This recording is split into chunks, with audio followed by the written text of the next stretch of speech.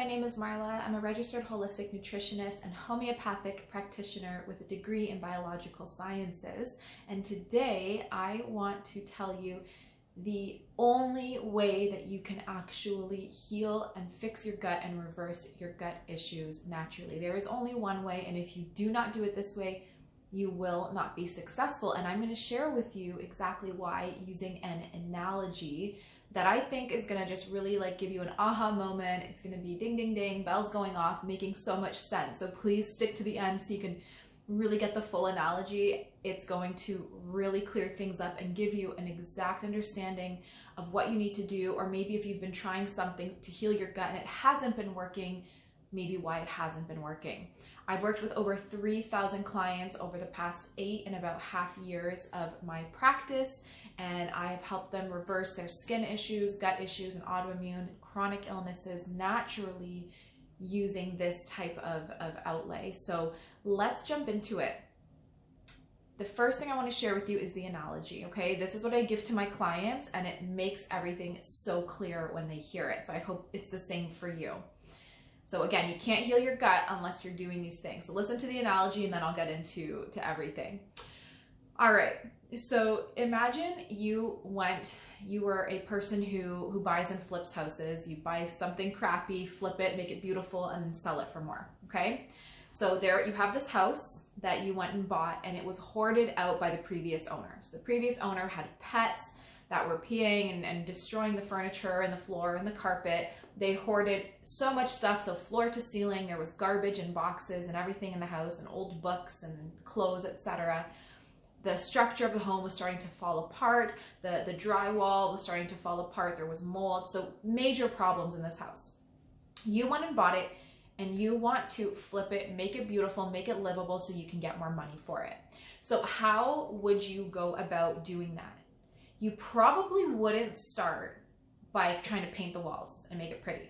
Probably not, because you first have to do what? You have to get rid of all of the garbage and the junk and the disgusting things in that house that has built up over the years and years and years that the previous owner has lived there. So you're going to start by renting a bin or a few, and you're going to start pulling out all the garbage. You're going to pull out all the books and the clothes and things that they've hoarded. You are going to pull out probably old disgusting carpet that has animal pee on it, etc. You might even tear down drywall that has mold and that's been damaged by pets. If there's a rodent problem, which there probably is in a hoarded house. If you guys watch the show Hoarders, you're gonna love this analogy because I love that show. But you're probably gonna want to get rid of all the mice and all the junk that's there. You want to do this so that you have a clean slate to then go and rebuild the house and make it beautiful. But you can't do that unless all that garbage is out first. So that's step one, is get the garbage out. Once everything's empty and you can now kind of walk in and see an empty space, you can then plan your next steps, which is probably going to rebuild the home in any areas that it needs rebuilding in. You're going to have the structure supported, whatever needs to be done. So this is where you're going to come in.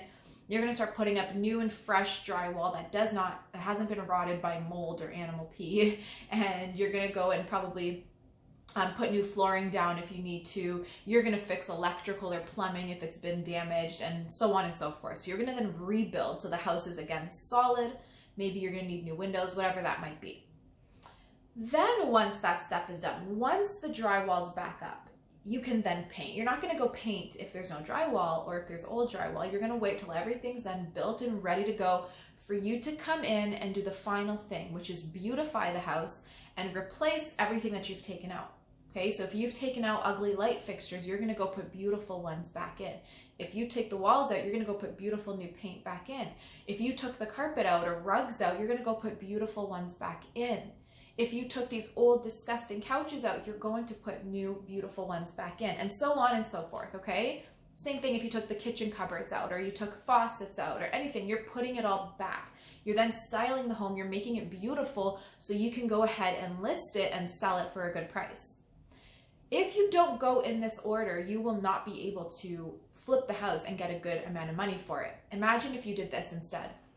Instead of first ridding the house of all the garbage and stuff, imagine if you came in and said, oh, this house is garbage. I want to sell it for more. I'm just going to go ahead and put a few pretty lights in, and I'm going to go put a nice lamp in the corner and stage the house a little bit. but it's still fully hoarded out. It still smells like mold and animal excrement, and it's still floor to ceiling, just full of junk. You can't even walk through it. Do you think you're going to get any money for it more than what you put in? Probably not.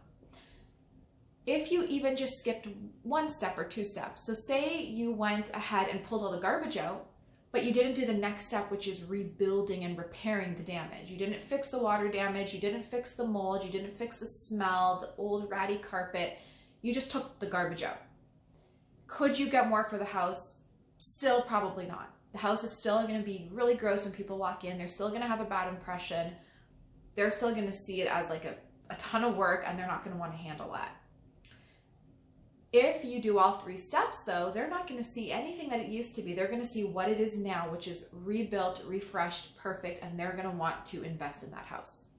So our guts are the exact same way as this analogy. If you didn't already get it, we need to first eliminate all the toxicity from our gut and get rid of everything that has been building up in there for so long, okay? For years and years. Then once we have a clean slate or an empty, toxin-free, pathogen-free gut, can we come in and repair it, rebuild it, and then replace everything that needs to be replaced in the gut. If you have been working with a practitioner, or if you are going to be working with a practitioner, and say you go up to them and you tell them, I have IBS, or I have Crohn's, or diverticulitis, or whatever gut issue it is that you have, SIBO, gas, bloating, etc. And they just say, here's some L-glutamine and here's some bone broth and take probiotics. That's a red flag, okay? If they throw enzymes at you, these are red flags.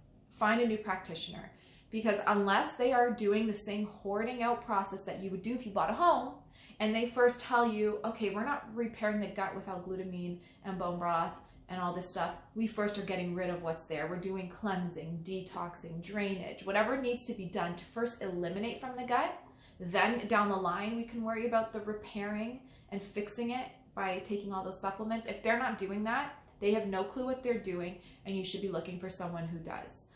And the reason is because if you have a gut issue, chronic gut inflammation, constipation, diarrhea, whatever you might have, and you are only focusing on the healing part, so you're only focusing on the repairing part, and you're taking gelatin and L-glutamine and bone broth, which are not bad things. They're very healthy and nourishing, but you can't expect them to fix the problem if you haven't first started with step one, which is ridding.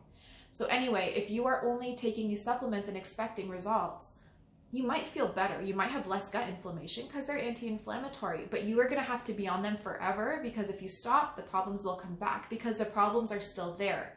So let's go back to the analogy for a minute.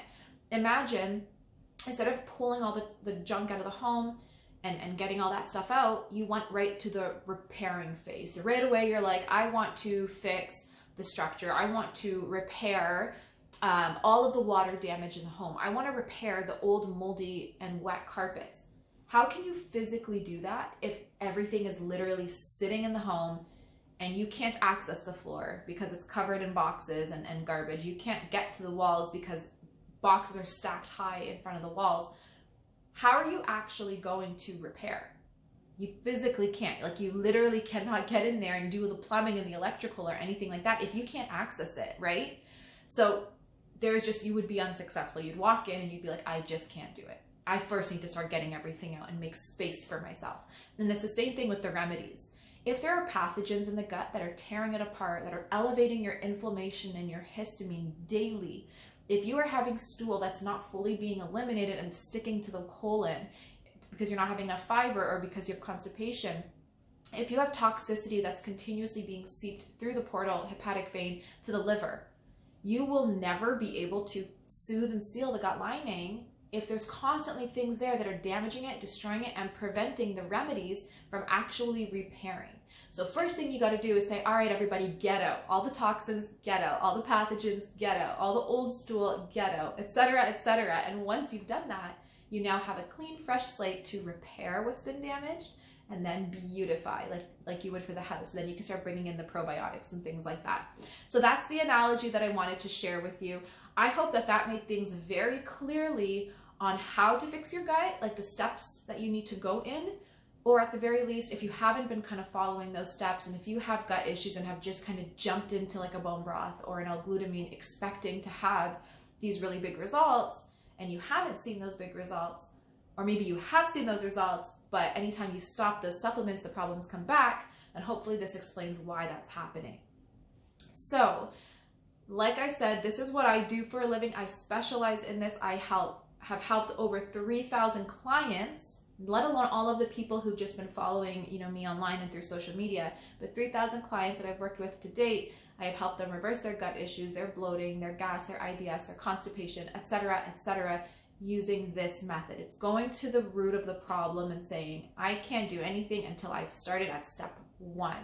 Nobody is any different. There is not one person that can say that they can go in a different order. It's just the way things work. So make sure that you are starting in step 1.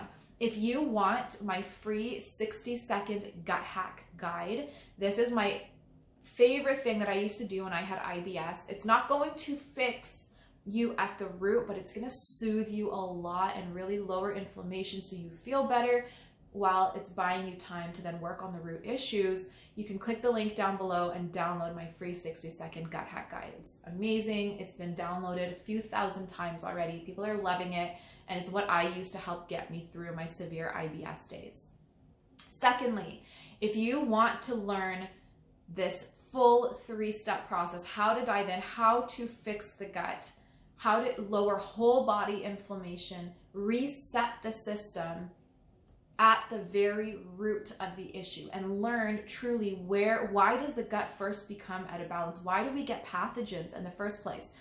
That's even going beyond step 1. Like when step 1 starts and you have pathogens and toxins and stuff, how does that even happen and why does that happen?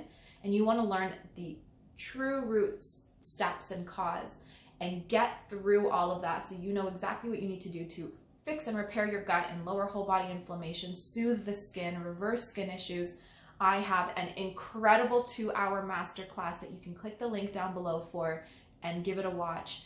It is jam-packed with so much information. This masterclass I was so proud of. I packed in a ton of information that really made people like mind blown at what I was sharing. And it's information that you don't hear other practitioners talk about. So go ahead and click the link down below, get the free 60-second gut hack guide, but also go ahead and watch that 2-hour masterclass. It's going to give you so much insight into the gut and exactly what you need to do to help reverse your chronic issues, and not just gut related, but skin and everything else. I talk about liver drainage, I talk about immune modulation, and so much more.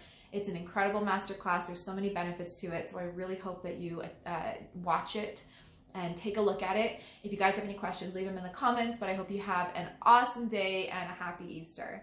Bye.